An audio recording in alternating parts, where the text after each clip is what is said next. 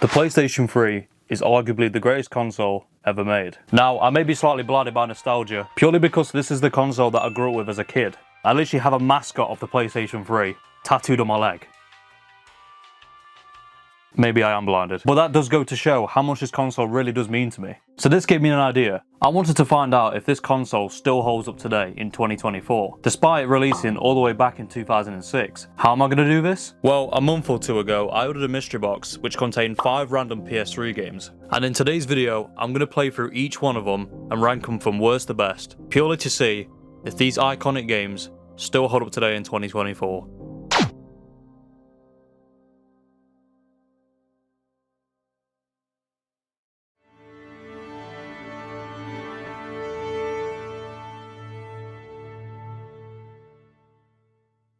Yeah, boy.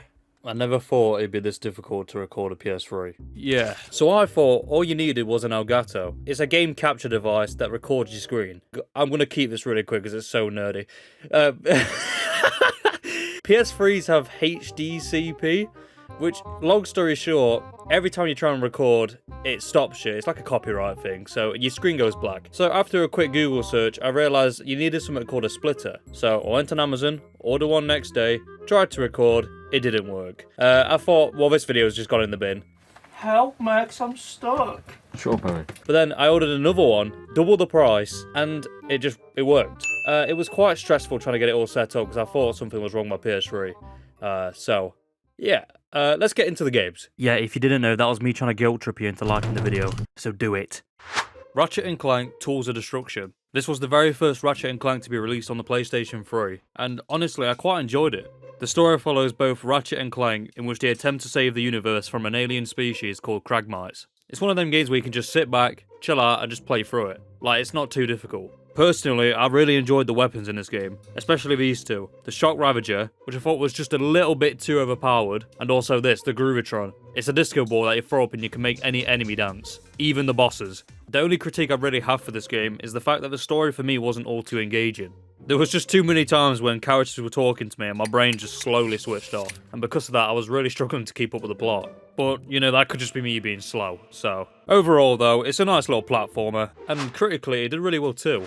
Would I play this game again? Yeah, probably. Maybe I should have clarified this at the start, but every game that you see in this video, I only played for a couple of hours. If you could see some of the games that are coming up, you can understand why I didn't want to finish them. So if anything, this video is kind of like my initial thoughts to each game. So if there is a game in this video that you think, I was completely wrong, I should definitely carry on playing that, then please do let me know. Don't be writing any mean comments, alright? To be honest, I didn't really have much else to say about Ratchet & Clank, but I enjoyed it. So let's look at the next game. Next up, we have Elder Scrolls Oblivion. Straight off the bat, listen to this soundtrack.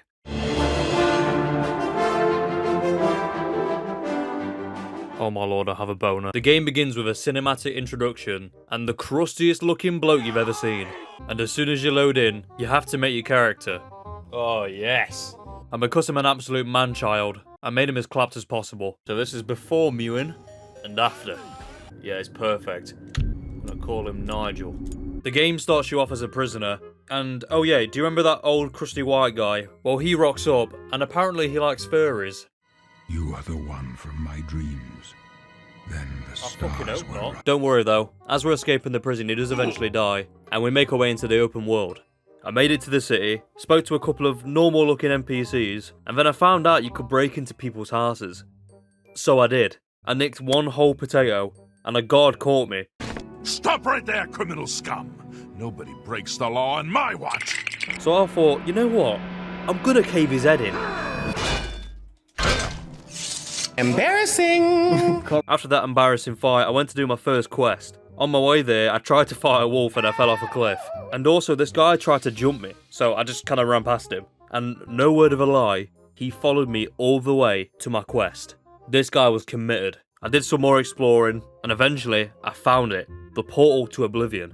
I stole some better armor and weapons from a camp nearby, and I jumped straight in. I headed to the tower, but it turns out, I'm just still way too weak to be in here. So I only had one choice, and that was just to run.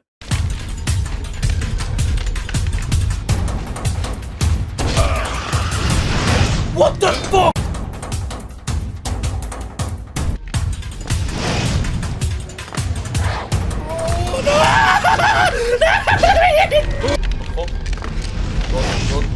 Run, run, run. Go, go. Oh! Yes! Surprise, surprise, I wasn't very successful. Yeah, I think I'm done.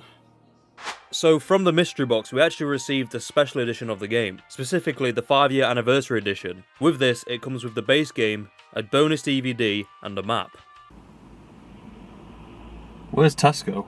But I wanted to quickly talk about this DVD, which I actually watched from start to finish, and I thought it was brilliant. It's a short behind the scenes documentary, following the team's lead up to E3 that year. I genuinely found it really interesting, and I feel like it shows the player how much time, love, and effort goes into making these games. And I think that more games should actually come with something like this. They even got Patrick Stewart in the game. For 65 years, I've ruled as Tamriel's emperor. He's the crusty old white dude! Now, time for the verdict. Obviously, the one big downside of this game is that it hasn't held up all too well, both graphically and performance-wise. I thought the controls were kinda clunky, and there was a couple frame rate issues I experienced. But at the time of this game's release, it was probably monumental.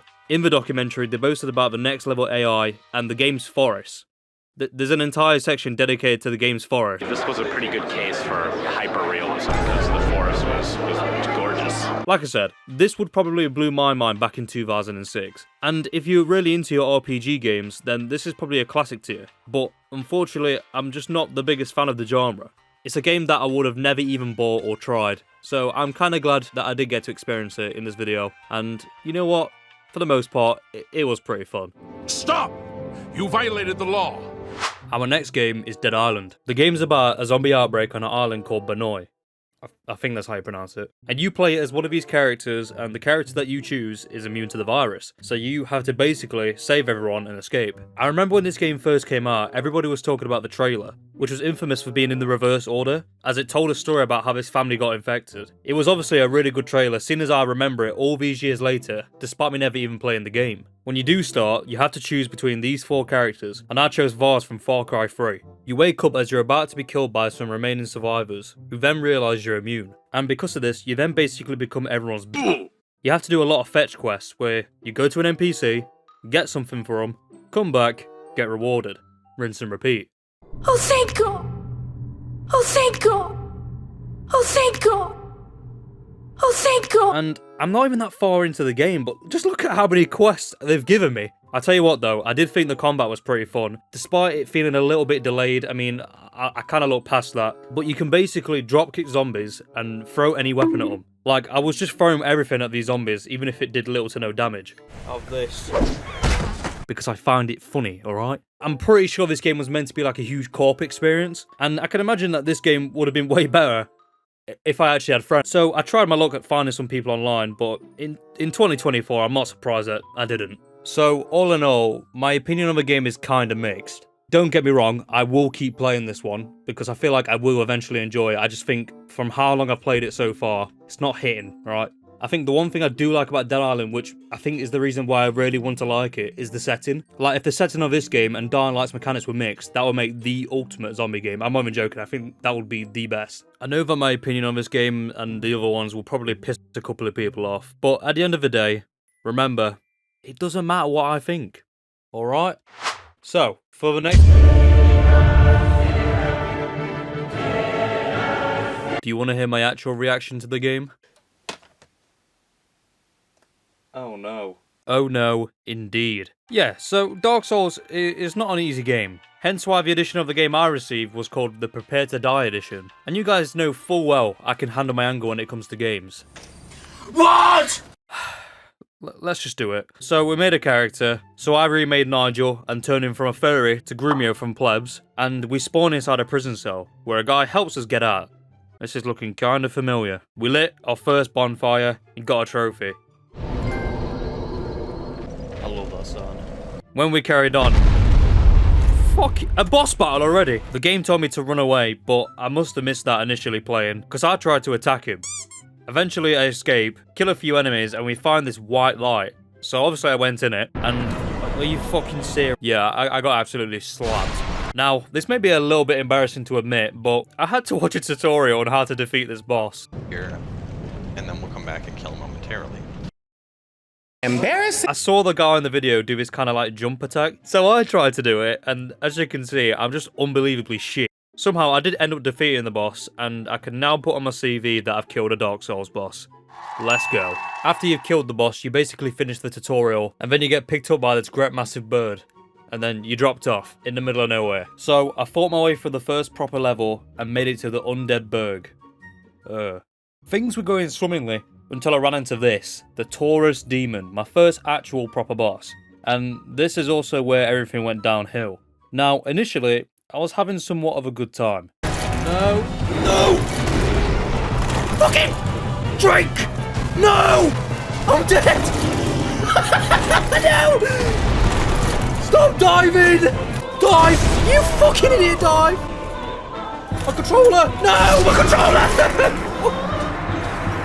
No! But this boss battle was mentally fucking draining me. And I had to basically defeat this boss, otherwise I couldn't progress through the game. And once again, I was sat there watching a tutorial on how to kill this boss. So at this point, the general strategy after backing away is bait him into attacking and then run in and hit him once or twice. I just suck at this game, okay? So here was the plan. Enter the white light, climb up these ladders, kill these skeletons, then I would walk so far down this path until it triggered the boss to jump down, and then I'd sprint back, climb the ladders, and jump attack. How did I fuck it up? How did I fuck it up? I'm just shit! Yeah, I couldn't do this part, which kept putting me at such a huge disadvantage, and it's why I kept failing. Fucking hammer back. Run, run, run, run, run, run, run! Fucking run! No, no! How do you even do it? I did it wrong. I fucked up. I fucked up, sorry! The controller! Oh, what can I physically fucking do? This game is shit!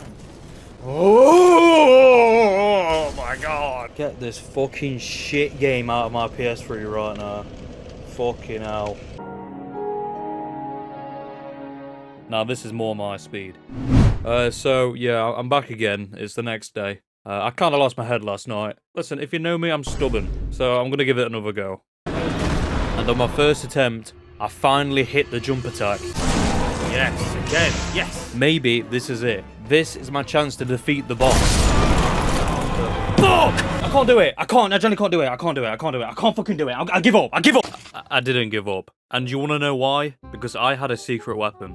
Firebombs. I found a super creepy guy who sold them, and I went overboard, and I brought about 10 of them. And all 10 of them went straight at the Taurus Demon. Oh my god, come on! Come on! I'm hitting him! Fucking get in! Come on! Yes! I couldn't believe how easy it was, and it probably was the coward approach to it, but I do not give a fuck. I've actually defeated the boss. I didn't play too much after this, and I got to this part in case you're interested, for anyone who's played the game before. Guys, please tell me this is impressive. So, I bet you're dying to hear what I think of Dark Souls, and as much as it may have not sounded like it, I did enjoy my time playing this game. I'm done, I can't do it! I'm fucking mental in the bin! Maybe I'm just absolutely terrible at these type of games, but the feeling of actually killing a boss was very satisfying, and it kind of gave me an incentive to keep going. I do like a challenge when it comes to games, but this game was next level. I've recently found out after playing that this apparently is the easiest game in the entire series. The fucking easiest. I also found out whilst playing that you could actually invade other people's worlds and try and sabotage them, as if this game wasn't difficult enough. And I'm so glad no one invaded me. Graphically, the game is still good today, and the performance was fine for the most part, but if shit started to kick off, the game will just turn to stop motion. But yeah, I hope you enjoyed me slowly losing the plot whilst playing Dark Souls. What's the next game? For the final game, this felt like a reward. Developed by Naughty Dog, Uncharted 2 Among Thieves is easily the best game out of the bunch. The first thing I did when loading up the game was try to play the multiplayer, which, to no surprise, isn't working anymore. Now, conveniently, I have actually finished Uncharted 1 before, and I did play a bit of Uncharted 2 a couple years ago, through the Nathan Drake collection. Why I stopped playing it? I do not know. It's a brilliant action-adventure game where you play as Nathan Drake. He's in a race against time trying to find this lost city called Shambhala. Or Shambhala. Why do I have to keep pronouncing these stupid places? There's honestly not much to dislike about this game. Nathan Drake is an excellent protagonist. The set pieces are slightly over the top, but very entertaining. The story's enticing, and the graphics are actually not outdated. I wouldn't really say this is a downside, but when games have collectibles, and I know they have collectibles, then I will be constantly distracted trying to find them. And sometimes it did take me out of the game, because I am an absolute nerd. I do get it's for replayability and whatnot, but at the end of the day, that's probably my fault, not the game's. If you are watching up to this point, you probably already know or have played this game before, so I'm not going to drag on, because we both know how good this game really is. I'll 100% be finishing it after this video, and I might even play the rest of the franchise. It's time for my opinion. So, starting off last, it had to be Oblivion. Which, saying out loud, it doesn't sound right to have this game at the bottom of the list. This game's impact was absolutely huge, but unfortunately it just hasn't stood the test of time. Obviously this doesn't mean it's a bad game whatsoever, but for me, compared to the rest of the games, it had to be here. Next, and this may surprise a couple of you, but I have Dead Island. Like I said, from how much I've played, I feel like I haven't got to fully experience what makes this game so good, but I had to keep the time I played each game equal and fair. So this means that Dark Souls is third. Yeah, I don't know. I think I just secretly enjoyed the absolute grind this game was for me. And I do think I may give it another go at some point. Ratchet & Clank was a very solid game, but like I said, I wasn't really sure what was going on story-wise. And of course, at the top was obviously Uncharted 2. Thank you guys for watching, and let me know if I should do this for the Xbox 360. Oh, and the Red Dead video is coming soon.